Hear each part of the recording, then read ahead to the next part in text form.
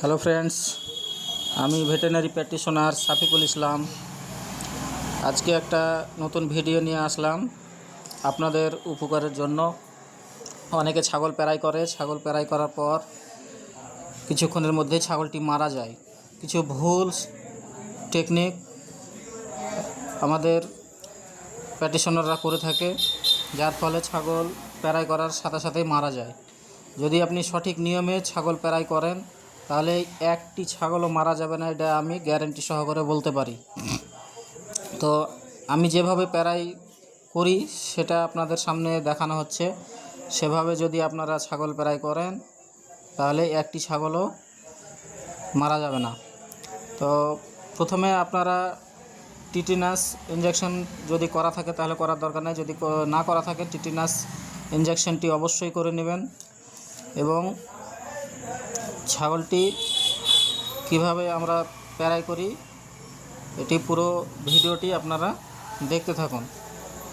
আর আমার চ্যানেলটিকে অবশ্যই সাবস্ক্রাইব করুন এবং লাইক শেয়ার কমেন্ট করুন, যাতে প্রতিটি ভিডিও আপনার মোবাইলে চলে আসে। তো দেখতে থাকুন কিভাবে আমি ছাগলটা পেরাই করি। এই নিয়মে যদি আপনারা ছাগল পেরাই করেন তাহলে একটি ছাগলও মারা যাবে না এবং প্রপারলি ছাগলটি ভালোভাবে পেরাই হয়ে যাবে এবং খাসি হয়ে যাবে। অনেকে ছাগল পেরাই করে, ছাগল পেরাই করার পর কিছুদিন পরে আবার পাঠা ছাগলের মতন আচরণ করে। এগুলি হওয়ার কোনো সম্ভাবনা নেই।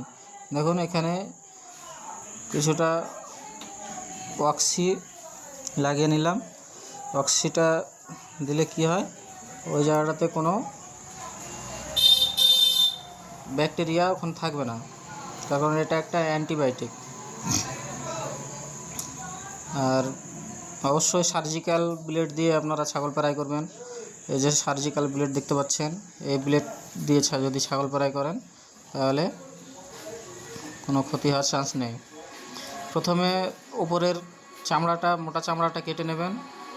প্রথমে মোটা চামড়াটা কেটে নেওয়ার পর ভিতরে আর একটা ছোটো পাতলা সাদা পর্দা থাকে, সেই পর্দাটা কেটে নেবেন। কেটে নেওয়ার পর যে কালো রঙের সুতো দেখছেন, এই সুতো দিয়ে ভালোভাবে বেঁধে নেবেন, টাইট করে। গিঁটটা যেন একেবারে টাইট হয়। যদি লুজ হয়ে যায় তাহলে কিন্তু ওখান দিয়ে ব্লিডিং হওয়ার সম্ভাবনা আছে, রক্তপাত হতে পারে। যদি ভালোভাবে টাইট করে বেঁধে নেন তাহলে কিন্তু